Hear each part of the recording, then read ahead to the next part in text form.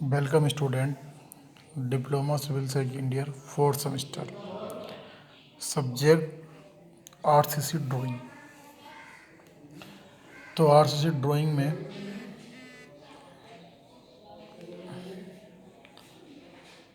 Length of bar यानी कि छड़ों की लंबाई के बारे में बात करेंगे।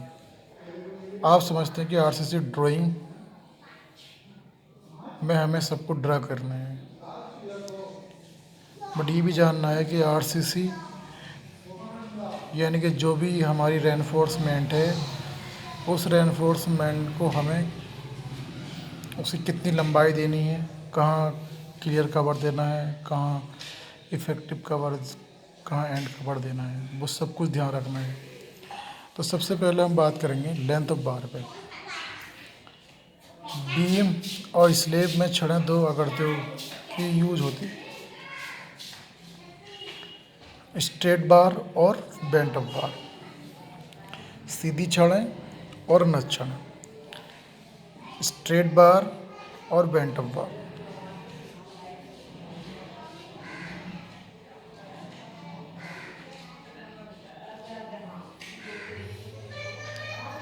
स्ट्रेट बार और बेंट ऑफ बार, सीधी छड़ों को लंबाई की गणना करना। अब कैसे गणना करेंगे कि हमें सीधी छड़ की लंबाई कितनी है। टेंसाइल और कंप्रेसिव क्षेत्र में कुल स्पान पर सीधी छड़ें यूज होती हैं। इन छड़ों के सिरों पर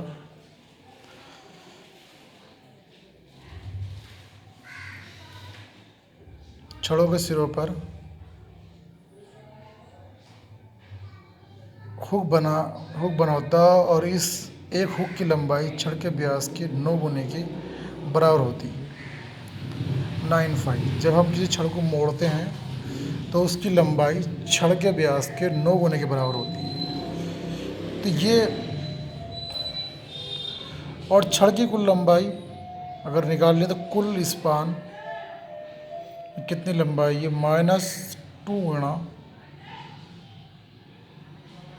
एंड कवर। क्या आपने एंड कवर कितना दे रखा है? कुल स्पान में से आप एंड कवर घटा तो वो छड़ की लंबाई निकल आएगी। तो ये तरीका है, ये फार्मूला है, कुल स्पान -2 गुणा एंड कवर प्लस 2 गुणा 9 गुणा छड़ का व्यास। कुल स्पान यानी कि कितनी लंबाई है उसकी, उस लंबाई में से घटाना है -2 गुणा एंड कवर। 2 गुणा एंड कवर का मतलब ये हुआ कि जो हमारे पास एंड कवर है तो दोनों तरफ से एंड बराबर होगा, तो इसलिए 2 गुणा एंड कवर -2 गुणा एंड कवर प्लस, अब बेंट ऑफ है तो प्लस वो जुड़ेगा छड़ के, प्लस 2 गुणा 9, दोनों ओर से मुड़े 2 गुणा 9 इंटू छड़ का व्यास। तो ये छड़ की लंबाई निकालने का एक फॉर्मूला है। कुल स्पान यानी कि कितनी उसकी लंबाई है पूरे बीम की, और कुल स्पान में से हमें माइनस करना होगा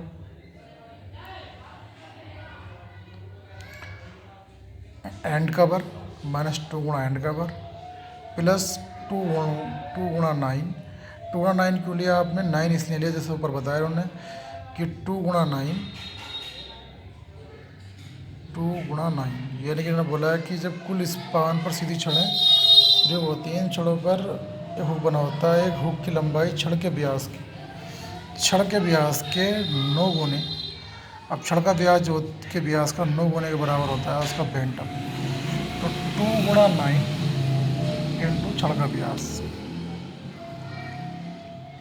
तो कुल span -2 into and cover plus 2 into 9 छड़ का व्यास। ये एक फॉर्मूला हुई है। लेंथ ऑफ बेंट ऑफ बार, जो बेंट ऑफ बार जो हमारी बेंड हुई है उस बार की लंबाई कैसे फाइंड करेंगे? तो बीम और स्लेब के आलम से प्रभावी स्पान के साथ भाग से आधी छड़ों तक 45 पर ऊपर की ओर मोड़ी जा सकती है।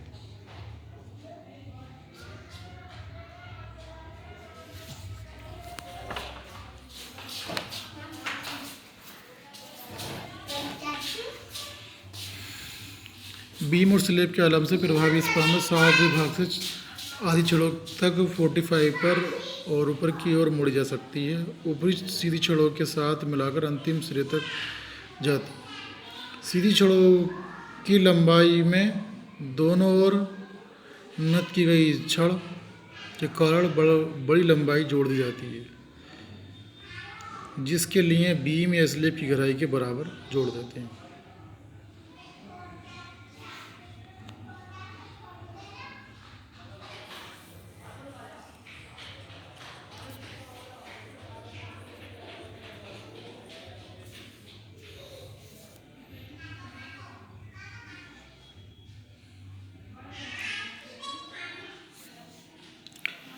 दोनों ओर नद छड़ की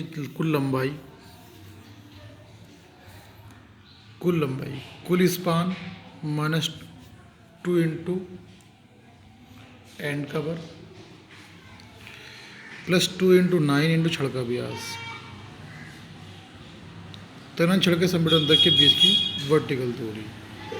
इसका फार्मूला ये है कि जब आपको लेंथ ऑफ बेंट अप बार, अगर बेंट अप बार की लंबाई निकाल ली तो दोनों छड़ों की कुल लंबाई कुल span -2 into and cover +2 into 9 into छड़ का व्यास, टेंसाइल छड़ से संपीड़न छड़ों तक के बीच वर्टिकल दूरी।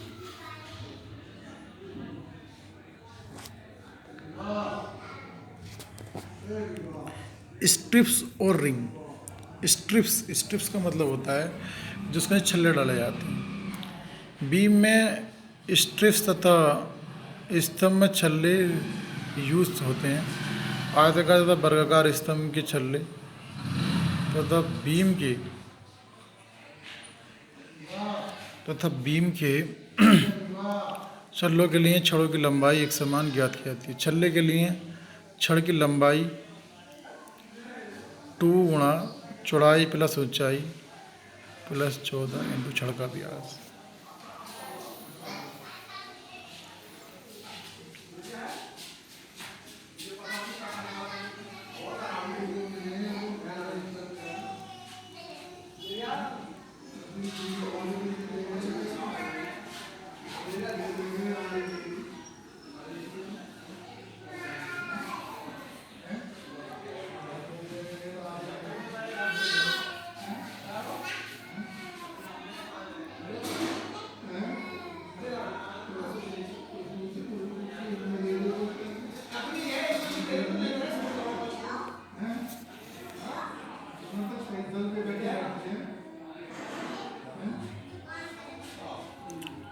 तो बीम में स्ट्रिप्स और रिंग्स यूज होते हैं और आयताकार अथवा बीम के उधर छल्लों के लिए छड़ की लंबाई एक समान ज्ञात है। छल्ले के लिए 2 चौड़ाई प्लस ऊंचाई +14 गुणा छड़ का व्यास। ये हमारे छड़ के छल्ले होते हैं। Drawings of beam. अब बीम की जो हम ड्राइंग बनाते हैं वो किस किस टाइप के बीम बनाते हैं। बीम 4 प्रकार की होती हैं। एक होती है हमारी singly reinforced concrete beam. Single reinforced का मतलब ये है कि हम वह बीम जिसके अंदर सिर्फ सिंगल स्टील वायर हो, यानी कि एक बीम के अंदर हमने सिर्फ एक सिरा डाल रखा, अब हमारी हुई singly reinforced concrete beam. Singly reinforced concrete beam, एकल प्रबलित कंक्रीट बीम। तो ड्राइंग्स ऑफ बीम धरना 4 प्रकार की होती हैं। सिंगली रेनफोर्स्ड कंक्रीट बीम, और नंबर 2 होती है doubly reinforced concrete beam, doubly reinforced concrete beam. और एक होती है नंबर 3 कैंटिलीवर बीम, और नंबर 4 टी बीम।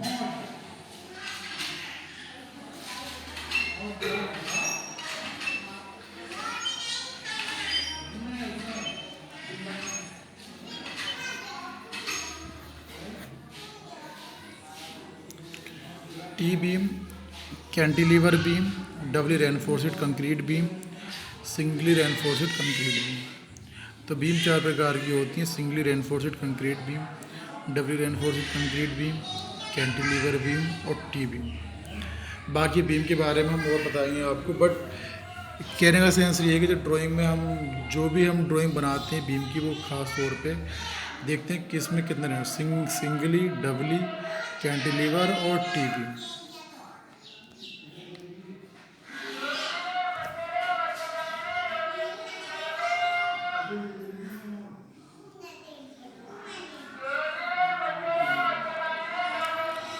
अब हमें देखना ये है कि जैसे मैंने आपको बताया कि आरसीसी ड्राइंग्स, थोड़ा मैं इसको रिवाइज कर देता हूँ और रिवाइज के इसमें वेरी वेरी मोस्ट पार्ट पे बात करता हूँ कि आरसीसी ड्राइंग में हमें इतना ही सीखना है कि आखिरकार जो भी हम बीम डिज़ाइन करते हैं तो बीम में कितनी स्टील्स वायर हैं उसके हिसाब से ही हम उसका नेमिंग देते हैं। और दूसरी बात यह है कि जब भी हम कोई बीम डिज़ाइन करते हैं तो उससे पहले एस्टिमेटिंग कॉस्टिंग के ज़रिए ये भी एनालाइज करते हैं कि किस बीम के अंदर कितनी स्टील वायर यूज होगी। ये सब एस्टिमेटिंग कॉस्ट के पार्ट हैं जो आप सिविल फाइनल ईयर में पढ़ोगी।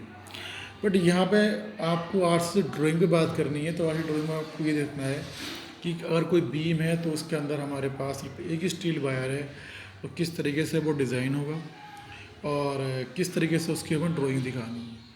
जैसे मैंने बताया कि कोई भी फिगर जब आप बनाओगे तो सबसे पहले उस फिगर के लिए हमें देखना होगा कि हमने क्या उसका स्केल माना है, उस स्केल के अकॉर्डिंग ही हमें बीम डिज़ाइन करना है। और वहाँ पर हमें जो पेंसिल यूज़ करनी है उस पेंसिल के हिसाब से अगर देखें तो पेंसिल का कॉम्बिनेशन आप बहुत पहले ही समझ चुके हैं। और यहाँ पर भी याद रखें कि जो भी हम पेंसिल का यूज़ करेंगे ज़्यादातर हमें एचबी का यूज़ करना है।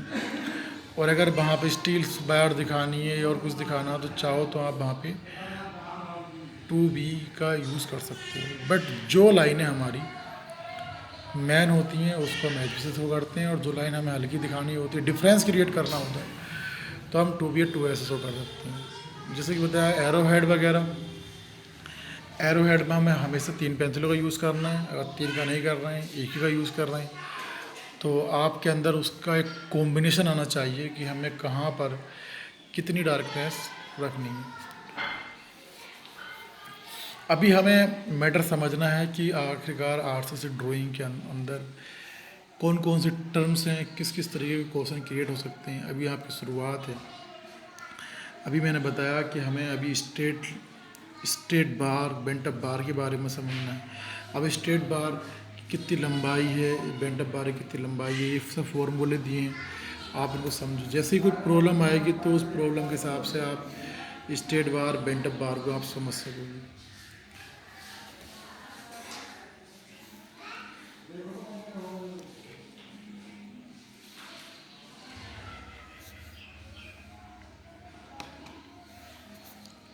तो ये चीज़ आपको बहुत समझनी है कि किस तरीके से हम आरसीसी ड्राइंग में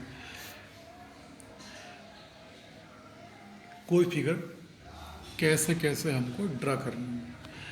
तो स्टूडेंट याद रहे कि हम कहीं भी कोई भी फिगर डिज़ाइन करें तो उससे पहले हमें सारी टर्म्स याद होनी चाहिए। जैसे कि बिल्डिंग ड्राइंग में बहुत सारी टर्म्स थी वो आपको याद रहीं और आपने स्टडी की। ऐसे ही यहाँ पे बहुत सारी स्टील्स, वायर, आरसीसी के बारे में समझना होगा। तो ये जो छड़ का निकालने का तरीका है, ये आप एक फॉर्मूला है, इसको याद करें और जैसे कोई एक आगे कोई प्रॉब्लम देंगे उस प्रॉब्लम पर रख के उसे कैलकुलेट करें। आखिरकार मैं समझता हूँ कि जितने भी हमें बार्स होगी वो दे रखी होगी, इतनी लंबाई उसकी है और इतने एंगल पर मुड़ी है। बट ये तो एक रियर केस होगा कि हमें कहीं पर ये कैलकुलेट करनी हो, क्योंकि हमें वहाँ पे न्यूमेरिकल वैल्यू निकाल कर फाइंड नहीं करनी है। सिर्फ हमें बार का आरसीसी स्ट्रक्चर के अंदर एक हमें फिटिंग दिखानी है और कहाँ कहाँ पर हमने किस तरीके से हमने वहाँ पे स्ट्रक्चर का अरेंजमेंट किया है। तो आप एक अच्छी सी बुक जो आरसीसी ड्राइंग के बीटी बोर्ड के सिलेबस के अकॉर्डिंग है तो बेहतर होगा वो परचेज कर लें और उसके अकॉर्डिंग उसको समझें। जैसे जैसे मैं कुछ टॉपिक यहाँ पे क्लियर करूँगा तो वहाँ पर समझते नहीं। किसी कुछ प्रॉब्लम हो तो वो मेरे को कॉल भी कर सकता है या ग्रुप में ही कोई बात अपनी कह सकता है। मेरे व्हाट्सएप नंबर पे भी आप, चाहे वो इरिगेशन इंजीनियरिंग हो, चाहे वो आर्ट्स ड्राइंग हो, कोई भी क्वेश्चन आपके माइंड में अगर है तो वो आप बिना हेजिटेशन के मालूम कर सकते हो। और अभी आप जितना आपको पढ़ाया जा रहा है आप इस पर फोकस करो, इसको नोट करते हुए चलो। अगर कुछ चीज़ समझ में भी नहीं आ रही है तब भी उसको नोट करके चलो, कि हो सकता है कि आप कभी भी कुछ चीज़ क्लियर कर बूझ सकें। हो सकता है कि आपको बूझने की ज़रूरत ना पड़े, जैसे ही आगे लेक्चर आगे बढ़ेगा तो वो आपका पॉइंट खुद ब खुद क्लियर हो जाए।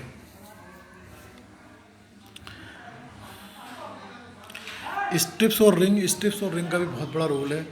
जब हम किसी भी स्ट्रक्चर के अंदर कोई स्ट्रक्चर डिज़ाइन करते हैं, स्टील्स बाहर लगाते हैं, जैसे कॉलम है तो कॉलम, स्क्वायर कॉलम में मोस्टली हम 4 या 6 स्टील वायर वर्टिकल रूप से लगाते हैं। तो उन वायर्स को जोड़ने के लिए हमें स्ट्रिप्स यानी कि छल्ले लगाने होते हैं। अब छल्ले हमें कितनी स्पेसिंग से देने हैं, ये सब आगे समझने की चीज़ है कि हमें छल्ला कितने स्पेसिंग पे देना है, और हमें सब मेंशन भी करना है। ISHB भी हमें मेंशन करना है कि इसकी कितनी ताकत है। और जब भी आप कोई स्ट्रिप्स, कोई भी स्टील्स लगाओगे तो उसकी हमेशा हमें थिकनेस भी दिखानी है कि इसकी कितनी थिकनेस थी, कितनी इसकी डायमीटर थी, कितना इसका व्यास था। ये हमें हमेशा मेंशन करना होगा, क्योंकि जब तक आप किसी स्टील वायर का डायमीटर मेंशन नहीं करेंगे तब तक वो फिगर पूरी क्लियर नहीं हो पाएगी। इसलिए किसी भी बीम का, किसी भी कॉलम का जो भी डायमीटर है उसके हिसाब से ही हमें उसमें प्रोवाइड की गई RCC यानी कि रेनफोर्समेंट की भी डायमीटर दिखाना कंपलसरी है। तभी जाके हमारा effective cover, clear cover, and cover या एनकोहर कवर सब क्लियर हो जाएगा। और अगर किसी फिगर में ये नहीं दे रखा है कि हमें क्लियर कवर इतना लेना है, इफेक्टिव कवर इतना लेना, तो वो अंडरस्टूड है। जैसे मैंने इससे पहले लेक्चर में आपको बताया है कि जो भी हमारे स्टील स्ट्रक्चर के अंदर हमें RCC यानी किसी रेनफोर्स्ड सीमेंट कंक्रीट के अंदर स्टील वायर लगानी है, तो ये सब कुछ क्लियर होता है कि हमें कहाँ कहाँ कितना कवर प्रोवाइड कराना है। तो स्टूडेंट याद रखें, आप के पास, सबके पास मल्टीमीडिया मोबाइल है, आप उसके ज़रिए भी बहुत कुछ जानकारी ले सकते हैं। बट मैं आपको BT बोर्ड के सिलेबस के अकॉर्डिंग ही स्टडी करा रहा हूँ, ताकि जो भी बात हो आपसे वो पॉइंट टू पॉइंट अपने सिलेबस पर ही कंसंट्रेट होकर बात हो, किसी तरीके की। हालांकि जानकारी के लिए बहुत चीज़ें ऐसी हैं कि आप जितना भी जानकारी लोगे तो गूगल पर न जाने क्या क्या अवेलेबल है, तो आप वहाँ पर जब भी वक्त मिले डाल के देखें और ये देखें कि आखिरकार क्लियर कवर, इफेक्टिव कवर हम किस किस के लिए, कॉलम का कितना है, बीम का कितना है, बोल का कितना है, लिंटर में कितना लेते हैं, तो बहुत सारे आ जाएंगे, किस ग्रेड में कितना लेते हैं, ये चीज़ें भी सब क्लियर हो जाएंगी। बट आप ध्यान दें कि अभी आपका जो सिलेबस है उस सिलेबस पे कंसंट्रेट करें, उस सिलेबस के अकॉर्डिंग ही जो चीज़ सर्च करनी है करें, क्योंकि अभी फ़िलहाल हमको 4th सेमेस्टर पर फोकस करना है कि जो सिलेबस है उस पर हमारी डीप स्टडी हो जाए, ताकि हम उसमें मैक्सिमम से मैक्सिमम नंबर ला सकें। उसके बाद जब डिप्लोमा आप कर लोगे तो फिर आपके पास बहुत टाइम है कुछ भी सर्च करने का। अभी तो इतना ध्यान दें कि पहले सिलेबस पे कमांड करें, सिलेबस के बाद ही अदर चीज़ें देखें।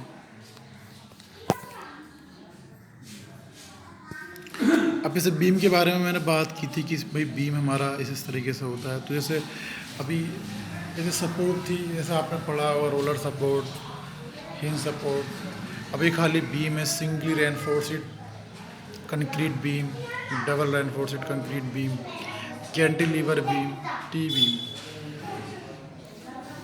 तो इस तरीके से जो हमारे पास बीम है, अब हमें समझना है अब किस में कैसे कैसे रेनफोर्समेंट लगाते हैं ये भी समझना है। बट हमें ड्राइंग पे फोकस करना है, तो कहीं ना कहीं हमें ड्राइंग में तो सिर्फ ये दिखाना है कि उसका ड्राइंग का जो पार्ट है कि हमें रेनफोर्समेंट हमने कहाँ लगा रखा है।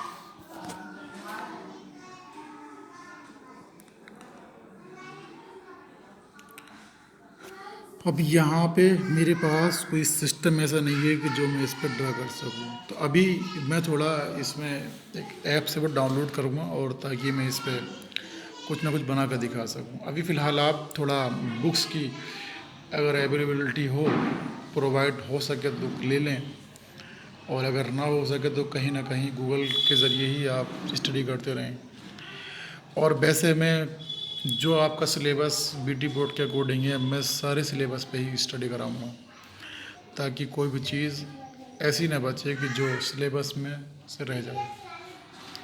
बट आपको फोकस करना है। तो अभी हम कुछ लेक्चर आर्ट्स से ड्राइंग के सिर्फ बेसिक पर बात करेंगे, बहुत ज़्यादा बेसिक पे बात करेंगे। जब हमारा बेसिक क्लियर हो जाएगा तो फिर हम कोई भी सवाल इसके अंदर डिज़ाइन कर सकते हैं और उसकी हम ड्राइंग ड्रा कर सकते हैं।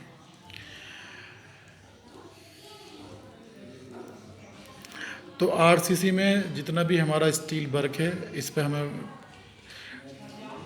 स्टडी करनी है। और ये कुछ फॉर्मूले इसके हैं, इसको आप याद करें, क्योंकि आरसीसी अपने आप में एक बहुत बड़ा सब्जेक्ट है। तो आरसीसी ड्राइंग से हटने के बाद भी अपने आप में जो भी इसका सवालात हैं वो सब न्यूमेरिकल के फॉर्म में हैं। इसलिए आप आरसीसी सब्जेक्ट पर कमांड करें, जो फॉर्मूले हैं आप उनको याद करते रहें, और ड्राइंग का जहाँ पार्ट है उसको आप ड्रा भी करते रहें। अगर आपने लगभग इस सब्जेक्ट की 20 सीटें डिज़ाइन कर ली तो कहीं ना कहीं आपकी जो थ्योरी पेपर है आरसीसी का, उससे भी बहुत डीपली कमांड हो जाएगी, और कहीं ना कहीं ड्राइंग में भी इजीली आप काफ़ी हद तक कमांड कर लेंगे।